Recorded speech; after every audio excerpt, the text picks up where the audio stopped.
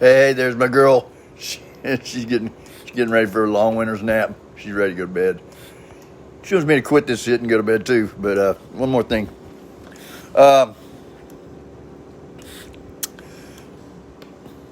When you're gossiping, you just may be innocently involved in something that is devastating to the person that it's happening to. And when I say innocently involved, you're really not innocent, because if you're gossiping too, you're part of the problem. So that's just how dangerous that is. You know, people think, well, it's just water cooler talk and this and that. It's not really. If you're talking about somebody else that you've heard from somebody that's not that person, or you didn't see it, and you didn't see it legitimately, because nowadays you can't even trust what you see anymore. With AI, they can change videos and pictures around and put people in it and take people out, and it's scary. I started fooling around with a little bit of the AI, and it just scared me. I stopped doing it because I was like, well, that's not me, and if I'm doing it, then that may give somebody else the right to use that against me. So I'm not going to do that, and I would hope that y'all don't either, because it's going to become very dangerous. If it already is. It's dangerous to people's well-being, their reputations, their livelihoods, everything about them. It's just flat out dangerous. It's as bad as the gang stalking and the gossip. So we need to get back to God. We need to get back to honesty. We need to get back to taking care of your neighbors and being there for your neighbors and what have you. All right. And I hear a lot of people talking about tough love this and tough love that. Tough love without the love is just tough. You might as well tell somebody boo-hoo, you know, when they're asking for help. Because if you think you're practicing tough love like that, that's not tough love. That's just tough. So let's show some love, some real love. All right. Sometimes we got to show love to people that we don't even feel like deserve it, because that's what Christ would want us to do, and that's what God would want us to do. And by golly, one day you may need that too. So be there for somebody else. Pay it forward. And that's what I'm doing right now. I'm involved with something's going on in my life. Been going on for some time now. And I've yelled and I've screamed trying to get people to help me. And can't you see it? Don't y'all understand what's going on? That's not me and this and that. And I couldn't understand. Why aren't they helping me? I was like, and then later somebody explained it to me. Said, look, they've already heard about you. I was like, from what? I said, from the gossip. One person can say, hey, Pat's on dope. He's strung out now. He's selling dope. He's whatever, involved in pornography, involved with this or that. That one person can tell a couple of the right people. And those people can tell some other people. And before long, everybody knows. That's what Pat does. So I've had to be patient. I've had to be understanding. I've had to trust in God. I've had to quit pointing this out to people, because nobody can see it if it's not happening to them. I can't explain to you how hard it is, all right, to trust somebody when every single person I've trusted, even the good people, not all of them, take it back, not every single person, most of them, even the people I consider good and Christ-like and godly, all right, have been subjected to a lot of this material. All right, and I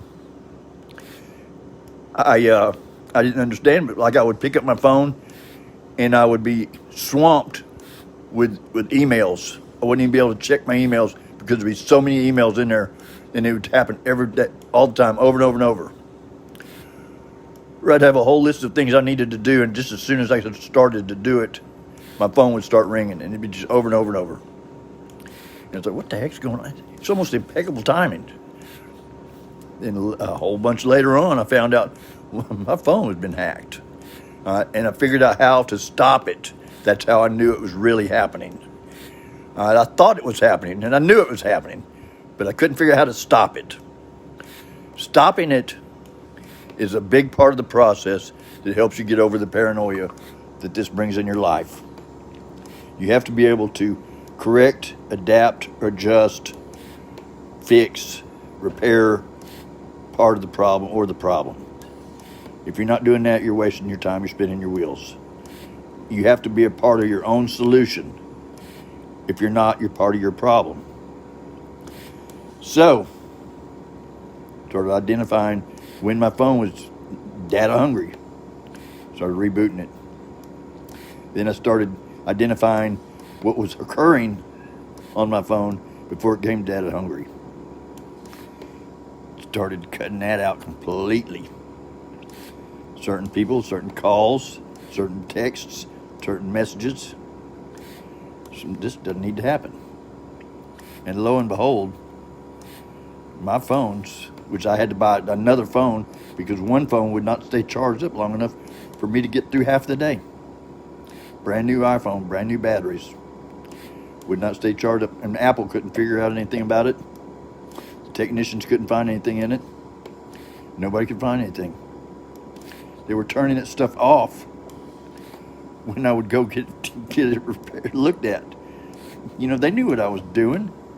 I was like, I didn't understand it. It was like crazy. I said, it's like somebody has crawled up my rear end and they know everything I do. And this is my rear end right here. This thing right here. They knew what was going on. Well, I feel like, I may be wrong, but I feel like I've got that kind of under control. And I'm very happy about it. And I feel like I've got some of the main gang stalkers on the run. I see them appearing, and they appear to be nervous. And I'm not pointing them out. It would be of no benefit to me to point them out. They know I know who they are. They know that. They also know no benefit for me to point them out because they're going to they're going to smile and grin, and everything's going to be all right for them. And I'm going to look like more of a crazy person. So I'm not going to point them out. And I am the crazy one-legged old man in a wheelchair, but I'm not insane. And if you've noticed me lately, you've noticed that I've become calm and cool and collected. I go to my church, I go to my meetings. I don't argue with people. I have before, but I mean, occasionally I will slip up. But as a rule, I don't argue with people. I don't raise my voice. Try not to be angry. But anger has a purpose too. So I don't deny it either. I don't put alcohol and drugs in my body. And I'm honest. And it doesn't mean I tell you everything's going on. It means I'm honest. I don't lie. If you ask me about something and I feel like you need to know, then I'll tell you. I'll probably tell you anyway, because that's the way I am. Honesty sometimes hurts me, but that's all right. That's the only way to beat dishonesty is to be honest. You know, I can't tell you, you know me, I never lie, because I've been known to lie. So, the biggest liars will tell you I never lie. The biggest ones that will let you down are the ones that tell you they love you. I love you, they love you, they're here for you. I'm here to help you. That's what I want to do. Because then when you're counting on them and you get used to it and you start beginning to count on them, they evaporate. That help stops. You don't know whether or not they were a part of the gang stalking, or maybe the gang stalking had them involved in it unknowingly as well. You don't know, and I don't need to know. I just need to know that it occurred. I don't need to try to hurt that person. Nothing. I just need to be aware and fix the issue. Why is it hurting me? And stop it. And be nice to that person, because they may just need some love too. You know, there's a lot of innocents out there involved in gang stalking that don't even know if they're doing it. So when you're listening to gossip, and you're letting somebody else hear it from you, you're involved in terrorism. Think about it. If it were you, and people were saying something like that about you, and then they were repeating it to other people, and those people were repeating it to other people, sooner or later you would understand what terrorism is. All right? It's basically just an attack against your well-being. And it's hard to come back from. It's hard to deal with it. You have to be very strong. You have to be very willing to put your trust in God. You have to be very willing not to want to try to hurt somebody for what they do to you. You have to be very willing to show love and support for other people, even when you know they're up to no good. Because that may just be the best way for them to see God, is through you. I am the light. Be the light. Kind of rambling on about all this stuff, but I needed to get it out. So, like I always say, be nice to yourself, be nice to somebody else, because that's happiness.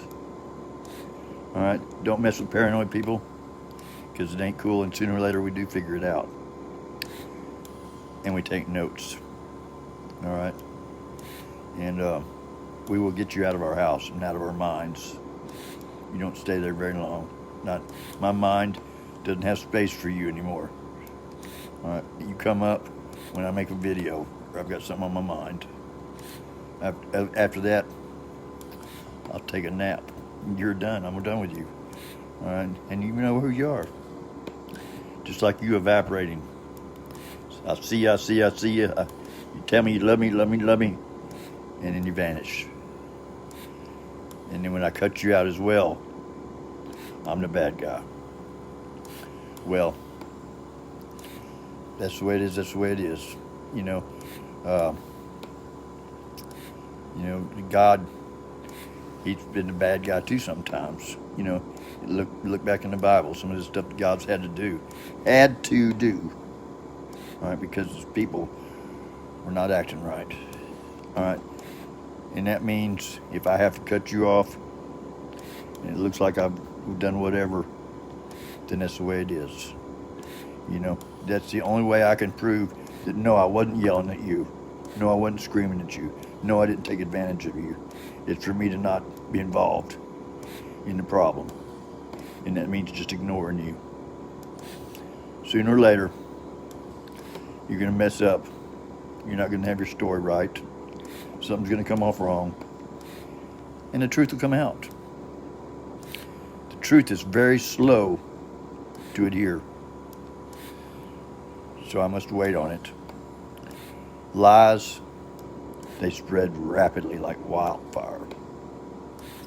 So I'm here for the truth. I'm here to give it to you. I am the light today. I trust God. And tomorrow is my birthday. I'll be 33. I'm 33. I wish.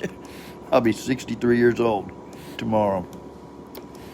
And that's my new clean date is my birthday as well. And tomorrow I'll have 1 full year of not putting any illicit drugs or alcohol in my body to change the way that I feel. All right? Nothing. No matter what. I'm now officially part of the no matter what club. No matter what, I don't have to put those kind of things in my body. Poisons are not allowed in my system. So, and we ain't talking about medicines. Medicines are to be taken as the doctor ordered. No more, no less. take it as directed. If you can't take it as directed, it's poison. That's the way I see it. So, I think I've already said be nice to yourself, be nice to somebody else, and all that stuff. So, pet a dog, respect service animals, and just show everybody some respect this year. This year is going to be the year that we all become aware of somebody else's strife.